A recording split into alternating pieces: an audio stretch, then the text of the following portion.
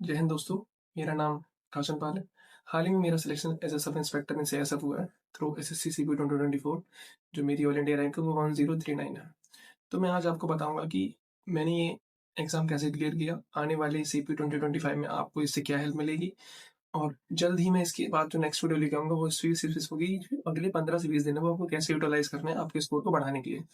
तो मैं वैसे बात करता हूँ शुरू से कि मैंने प्रिपरेशन में क्या-क्या चीज़ें यूज़ करी, क्या-क्या मेरे सोर्सेज़ थे, ये मैं अगली वीडियो में बताऊँगा ताकि ये वीडियो लंबा हो जाएगा मेरे हिसाब से। ये इंट्रोडक्टरी वीडियो में बताऊँगा आपको कि क्या-क्या करना चाहिए आपको प्री एग्ज़ाम्स के लिए। देखिए, प्री एग्ज़ाम में 4 सब्जेक्ट होते हैं, मैथ, इंग्लिश, रीज़निंग और जीएस। आपको पता है कि जीएस में सब इतना अच्छा स्कोर नहीं कर पाते। हाँ, किसी की अच्छी जीएस है तो नहीं मुझे पता क्योंकि मेरी इतनी अच्छी नहीं है, ना ही मेरी इंग्लिश इतनी अच्छी है, बट मुझे रीजनिंग और मैथ में पूरी कमांड है क्योंकि मैंने बहुत सारे एग्जाम्स में आउट ऑफ पूरा स्कोर किया और मेरा सीपीयू में भी जो मैथ्स में स्कोर था 47 था और मैंने 3 नॉट अटेम्प्ट किए थे क्योंकि मैंने 3 मुझे नहीं आया होंगे उस टाइम, मुझे पता नहीं, इतना याद नहीं है, बट मैंने 47 किए थे आउट ऑफ बंदे की 47 सही थी, मतलब 100% एक्यूरेसी थी मैथ्स में। रीजनिंग में मेरी 47.5 थी और इंग्लिश में मेरे 36.75 थे और जीएस में मेरे शायद 30 नंबर थे। मुझे लगता है कि जीएस में 30 स्कोर करना भी एक बड़ी बात है क्योंकि आप जीएस को अनप्रेडिक्टेबल आप नहीं लेके ले चलते। अगर आपको 150 स्कोर करना है प्री में एसएससी जीपीए में, जो कि एक बहुत ही वर्दी स्कोर है, जो कि आपको मेंस के लिए इतना प्रेशराइज़ होने से बचाएगा और आपको बूस्ट अप करेगा for a next stage of examination. तो मेरे हिसाब से अगर आप 150 नंबर लेके आते हैं, 150 प्लस स्कोर करते हैं, तो ये आपको इतनी हेल्प करेगा ना कि वो आपको तब समझ में आएगा जब आप प्रिपरेशन के सेकंड टर्म में होंगे, जब आप मेंस के लिए प्रिपरेशन कर रहे होंगे, तब आपको प्रेशर नहीं लेना पड़ेगा। मेन चीज़ ये आपको बचाएगा कि आपको वीडियोज़ नहीं देखनी पड़ेंगी, आपको बार-बार इधर-उधर नहीं जाना पड़ेगा कि मेरा प्री क्लियर होगा या नहीं होगा। मैंने देखा बच्चे जो एच पे नंबर लेके आते हैं फिर वो 2 हफ्ते यही वीडियो देखते हैं कि उनका प्री क्लियर होगा, वो 2 हफ्ते ऐसे ही वेस्ट कर देते हैं जिसमें वो बहुत अच्छी प्रिपरेशन और अपनी कर सकते थे। तो मेरे हिसाब से अगर आपको 150 प्लस नंबर लेके आना है तो आपको मैथ्स और रीजनिंग में कमांड करनी चाहिए। मैथ्स और रीजनिंग में क्या है कि अब जो टाइम बचा है, मतलब जो 20 दिन बचे हैं, 25 दिन बचे हैं, उसमें आपको जितनी हो सके प्रैक्टिस करनी है, जितने हो सके मॉक्स लगाने हैं। आप सेक्शनल मॉक्स दीजिए, रीजनिंग और मैथ्स के आप डेली सेक्शनल मॉक दो, 2-2 दीजिए क्योंकि जीएस आप अभी रिवाइज़ कर रहे होंगे, इंग्लिश के कॉन्सेप्ट भी रिवाइज़ कर रहे होंगे, वोकैब भी रिवाइज़ कर रहे होंगे, तो आप एक अल्टरनेट डे पे मॉक लगाइए और हर दिन सेक्शनल लगाइए। अल्टरनेट डे मतलब है कि एक दिन छोड़ के पूरा मॉक लगाइए, संडे को फुल मॉक लगाइए। ऐसे मंडे को लगा लिया, ट्यूसडे को नहीं लगाया, वेडनेसडे को लगा लिया, थर्सडे को नहीं लगाया, ऐसे करके आप अल्टरनेट डे मॉक लगाइए पूरे-पूरे। बट हर दिन आपको 2 सेक्शनल देने हैं मैथ्स के और 2 देने हैं रीजनिंग के, जिससे आपको इतना एज मिलेगा कि आप देख पाएँगे कि आपके 1 हफ्ते में 5 नंबर 1-2 हफ्ते में आपके 5 नंबर बढ़ रहे हैं। अगर आपको समझ में नहीं आ रहा है, जैसे कि अभी मैथ्स कुछ लोगों की तो देखो अच्छी ऑल्दो 50 आउट ऑफ 50 मार देंगे, मुझे पता है। कुछ लोगों की जो वीक स्टूडेंट है मैथ्स में, जिनकी मैथ्स इतनी अच्छी नहीं है, जो शुरू से ही टच में नहीं है मैथ्स की और वो उन्हें पसंद नहीं है या फिर वो उन्हें डर लगता है, उनके लिए बता रहा हूँ, आप जितना दूर भागेंगे ना, आपका स्कोर उतना लो चला जाएगा। अगर आपको अपने स्कोर को इम्प्रूव करना है, तो आपको उसको इंक्रीज़ करने के लिए आपको उससे टैकल करना पड़ेगा, आपको उससे लड़ना पड़ेगा। तो मेरे हिसाब से अगर आप रीज़निंग और मैथ्स में 45 प्लस लेके आएँगे, तो आपको बहुत अच्छा एज दे देगा प्री स्कोर के लिए। 90 नंबर आप यहाँ से लेके आ रहे हैं, 60 नंबर बचे हैं। अगर आपकी इंग्लिश अच्छी है, तो मेरे हिसाब से आप 40 प्लस मार देंगे। और अगर आपकी जीएस अच्छी नहीं है, तो 20 नंबर तो आपको मिनिमम ले ही आएँगे ना, क्योंकि 20 नंबर तो आप स्टैटिक क्वेश्चन से ले आएँगे। स्टैटिक नहीं तो आप साइंस पढ़ी होगी, अपने एनसीईआरटीज़ के नोट्स बनाए होंगे, आप उससे लेके आएँगे। अगर आप 60 नंबर इधर से लेके आ रहे हो और 90 नंबर उधर से लेके आ रहे हैं, तो 150 नंबर इस बार जो प्री होगा, वो बहुत अच्छा स्कोर है मेरे हिसाब से, क्योंकि इस बार सेक्शनल टाइमिंग है। बहुत लोगों की मैथ अच्छी होती है, तो वो 3 मिनट्स में कर देंगे अप्रॉक्स।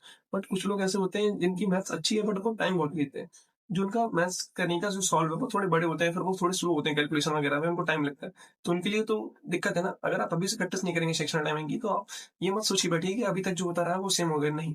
1 घंटे में जो पहले जो 50 क्वेश्चन थे, लोग 1 घंटे निकाल लेते थे, क्योंकि जो एसएससी का एग्जाम देता है उसे टाइम मैनेजमेंट बहुत अच्छे से आता है।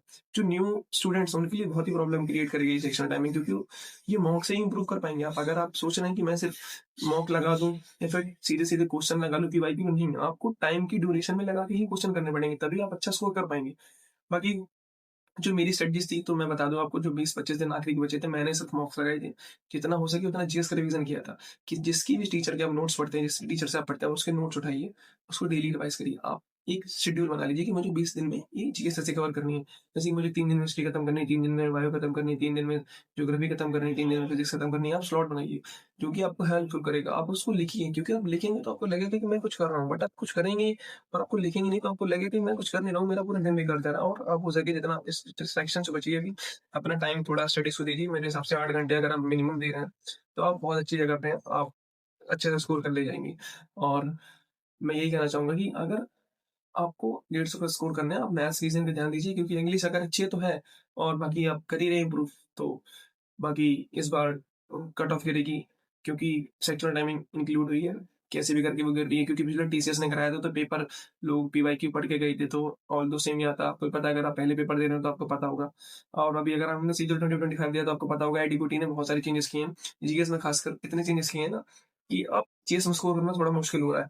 क्योंकि अभी तक जो पीवाईक्यूज़ थे लोग वही पढ़ाते थे, हम भी वही पढ़ते थे, वही आ जाते थे और हम वो टिक करके चले जाते थे। बट इस टाइम थोड़ा अलग है, मेरे हिसाब से।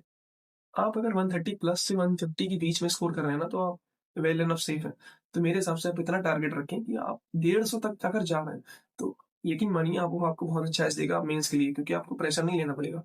तो अगर आप अभी मॉक्स नहीं लगा रहे हैं, प्लीज़ मॉक्स लगाइए। अगर आप मॉक्स लगाएँगे आपको आपका डर खत्म होगा। मैथ्स की सेक्शन लगाइए, नंबर कमा रहे हैं उससे फ़र्क नहीं पड़ता। यहाँ नंबर कमाएँगे चलेगा, अगर वहाँ नंबर कमाएँगे तो अब कैसे चलेगा आप बताइए? यहीं पे नंबर कमाएँगे तो आपके लिए बहुत ही बेनिफिशियल होगा, वहाँ आपको स्कोर इम्प्रूव करना है तो यहाँ पे आपको रगड़ना पड़ेगा। पेन और कॉपी घिसनी पड़ेगी। मेन मुद्दा यही है। मैं तो यही चाहता हूँ कि अभी आप जितना हो सके प्रैक्टिस करिए, बाकी मैं अगली वीडियो में बताऊँगा आपको कि आपको शेड्यूल कैसे बनाना है, आपको अपनी चीज़ों को डिवाइड कैसे करना है। मैं मैथ्स के लिए भी एक वीडियो लेके आऊँगा जितनी जल्दी हो सकेगा क्योंकि अभी मैंने फिलहाल मैं यूपी पुलिस को एज़ ए कांस्टेबल ट्रेनिंग कर रहा था, अभी मैंने रिज़ाइन दिया है, तो उस प्रोसेस में मुझे टाइम लग गया इसलिए मेरी वीडियोज़ लेट आ रहे हैं। बाकी मैं आपको जितना जल्दी हो सके उतना जल्दी कवर करके मैं आपको सारी चीज़ें बता दूँगा जो कि आपके लिए हेल्पफुल होंगी। श्योर मैं आपके 5000 नंबर के एरिये एज बना दूँगा कि आप इतने नंबर इंक्रीज़ करके आप 15-20 दिन में चले ही जाएँगे। थैंक यू एंड जय हिंद दोस्तों। प्लीज़ चैनल को लाइक और सब्सक्राइब करें ताकि मैं आने वाली वीडियो को जल्द और मुझे मोटिवेशन मिले ताकि मैं जल्दी-जल्दी वीडियो अपलोड कर सकूँ।